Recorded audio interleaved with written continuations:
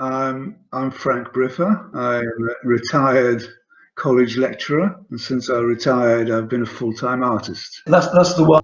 That's based on the Beethoven piece, and he, like me, he'd been quite ill before he wrote that. And one of the parts of the music is like a song of thanksgiving for his recovery, and it seemed to tune in with the way I'm feeling now. You know, quite grateful I'm still here, really. And there's one here called "Good Evening, Mr. Spock." I've tried to put some humour into some of them. Now, the thing about that is that during lockdown, I did quite a lot of things. I read, I obviously did drawings, I listened to music, but I also watched quite a lot of television. And one of my favourite programs is Star Trek. So I imagine I was being visited by Mr. Spock from Star Trek. So it's just a bit of humour.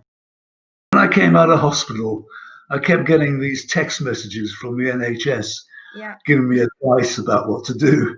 And they weren't very helpful, actually, but I kept getting them. So I thought I'd incorporate them into one of the drawings.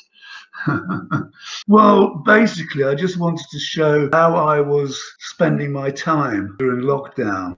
But also, I wanted to produce something that particularly the humorous ones would bring a smile to people looking at them and just cheer people up a little bit.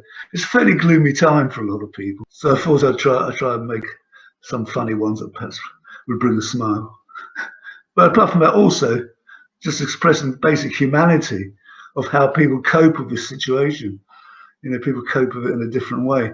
And being an artist, and I'm sure other artists are the same, my coping strategy was recording visual. I think I found out quite a lot about myself and how you cope under this, as I say, it's a strange time, and how you cope with it.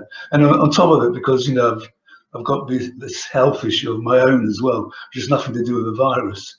So, you know, you learn a lot about yourself and how you go through things, and somehow you find a way of coping. You find a way of living with it.